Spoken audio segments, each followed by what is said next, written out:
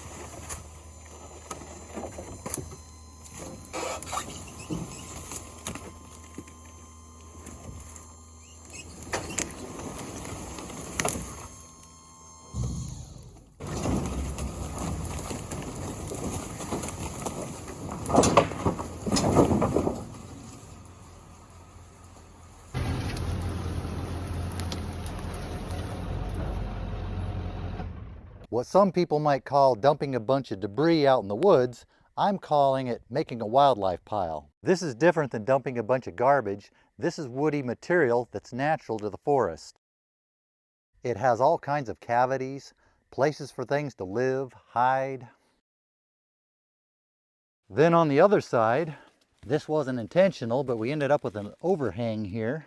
On a cold, rainy night, something might come in here to get out of the wet. I'm not sure if this is the kind of thing that would be suitable for most animals. Maybe something would like that. I'm not sure if this is the kind of thing they would like or what kind of animal might like it. I would ask them for their feedback, but they never tell me anything. These culverts are not part of it. They just happen to be here. I'm just storing them here until I decide to use them on my road, or they rust out, whatever comes first. A natural part of a healthy forest is large masses of rotting wood. Like over here, like this old rotten log. That's a natural part of the forest, is to have this kind of large woody debris for habitat. It also holds water. It grows fungus that organisms eat. Has little cavities in it. It's rotting away into the soil. If you were to tear this apart, you would find a lot of tree roots inside. The trees run their roots through them. They pull the water out of it that these hold, as well as the nutrients they provide as they rot. Large woody debris is a part of a healthy forest.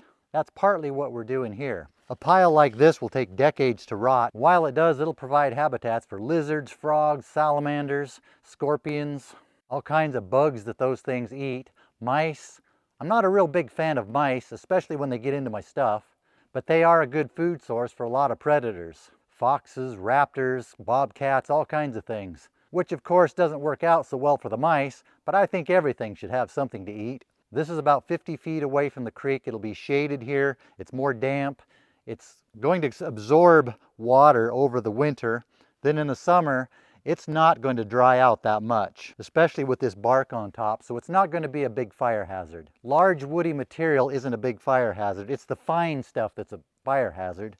If it was stacked in a way where it could get good airflow, then they could dry out and it could be a fire hazard, but the way it is, not so much. With the bark on top, it looks kind of natural, not so much here. So I'm going to move some of the bark over and cover up this lumber part to make it look more natural.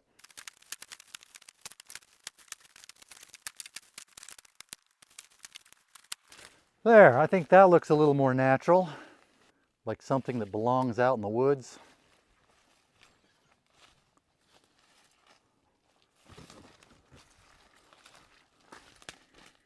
I chose this spot because it's in the riparian area right next to the creek, which is naturally a type of place that's rich in wildlife. It's going to be hidden in all this brush, so it's not going to be an eyesore. It's a good distance away from the homestead, the sawmill, and like I said, I don't like mice getting into my stuff. If it ends up breeding mice, it's a good distance away where they won't get into my stuff and stuff can just eat them. They'll just run around here and get eaten by animals, which is what they're supposed to do. I also chose this location because it was a place where I could drive in and just dump it, and I didn't have to do everything by hand. I would say that worked out quite well. For marginal wood that I just don't need, I think this is a good enough use for it. That's all for this one. Thanks for watching. See you on the next one.